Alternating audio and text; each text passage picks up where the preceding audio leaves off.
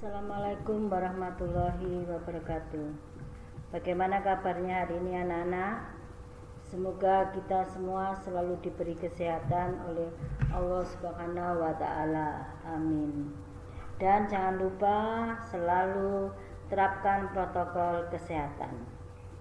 Anak-anak, pada hari ini kita akan belajar tentang bahasa Indonesia dan IPS, yaitu tema 2, subtema 1, pembelajaran 3 dan 4. Coba diperhatikan, apakah kalian tahu mengapa Indonesia disebut paru-paru dunia? Indonesia dikatakan menjadi paru-paru dunia karena mempunyai hutan yang sangat luas sebagai penghasil oksigen yang merupakan unsur penting bagi kehidupan. Pada pertanyaan di atas menggunakan kata tanya apa.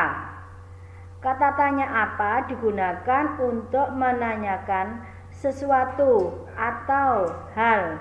Selain kata tanya apa, ada juga kata tanya yang lain, yaitu siapa, kapan, di mana, mengapa. Kalau kata tanya siapa digunakan untuk menanyakan orang. Kalau kata tanya kapan digunakan untuk menanyakan waktu. Dan kata tanya di mana digunakan untuk menanyakan tempat. Dan kata tanya mengapa digunakan untuk menanyakan sebab. Untuk tanggung jawab terhadap diri sendiri maksudnya yaitu contoh saat kalian diberi sanksi karena tidak mengerjakan PR. Yang kedua, tanggung jawab terhadap keluarga, contohnya bersikap disiplin dan sungguh-sungguh dalam belajar. Yang ketiga yaitu tanggung jawab terhadap masyarakat, contohnya yaitu kerja bakti dan ronda malam. Yang keempat yaitu tanggung jawab terhadap bangsa dan negara. Contohnya, anggota tim nasional Indonesia yang berjuang sekuat tenaga untuk mengharumkan nama bangsa Indonesia. Dan yang kelima yaitu tanggung jawab terhadap Tuhan Yang Maha Esa. Contohnya beribadah sesuai agama yang anut. Dalam kamus KBBI, masyarakat adalah sejumlah manusia dengan arti seluas-luasnya dan terikat oleh suatu kebudayaan yang mereka anggap sama. Dari pengertian dan tanggung jawab masyarakat maka dapat disimpulkan tanggung jawab sebagai warga masyarakat adalah tugas dan kewajiban yang harus dilaksanakan seseorang dalam kedudukan sebagai warga masyarakat. Kondisi geografis yang beragam menyebabkan beragam pula jenis kegiatan ekonomi masyarakat. Nah, sekarang kita kembali ke pelajaran IPS. Di sini kita akan menjelaskan tentang kegiatan ekonomi. Kegiatan ekonomi adalah semua kegiatan yang dilakukan manusia untuk memenuhi kebutuhan hidupnya. Jika dicermati kegiatan ekonomi dilakukan dengan memanfaatkan sumber daya alam. Memanfaatkan sumber daya alam tersebut dapat dilihat dari berbagai bidang usaha, antara lain yaitu di bidang agraris. Kebanyakan penduduk bermata pencarian sebagai petani. Hasil pertanian dan perkebunan antara lain padi, jagung, ubi, kedelai, sayur-sayuran dan buah. Yang kedua adalah peternakan.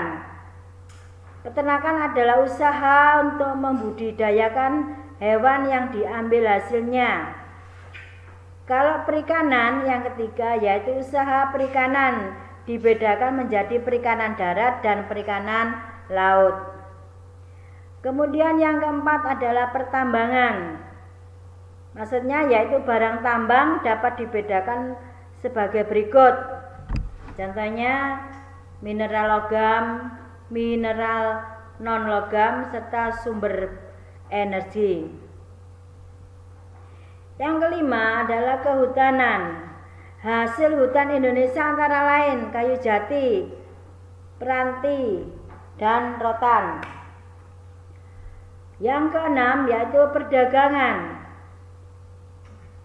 Contohnya ekspor adalah usaha untuk menjual barang dari dalam negeri ke pasar luar negeri. Kalau impor adalah usaha memasukkan barang dari negara lain ke pasar dalam negeri. Yang ketujuh adalah perindustrian, di mana kegiatan mengubah bahan mentah menjadi barang setengah jadi dan atau barang jadi.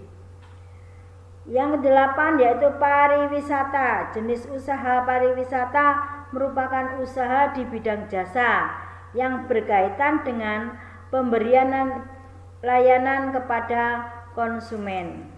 Contohnya penginapan, pemandu wisata, travel, dan lain-lain. Nah, itu anak-anak untuk pembelajaran bahasa Indonesia dan pembelajaran IPS. Untuk itu anak-anak kamu bisa mengulang kembali materi yang diberikan kepada Bu Endar. Mungkin ada kurangnya kamu bisa melihat di buku tema ya, dibaca di buku tema itu, tema 2 pembelajaran 3 dan 4. Kamu ulang-ulang. Mungkin ada yang belum mengerti, kamu bisa bertanya kepada orang tuamu, kakakmu, mungkin bisa melihat di bukunya masing-masing. Cukup sekian anak-anak pembelajaran yang bisa disampaikan, semoga bermanfaat. Semangat belajar ya. Dan saya akhiri, wassalamualaikum warahmatullahi wabarakatuh.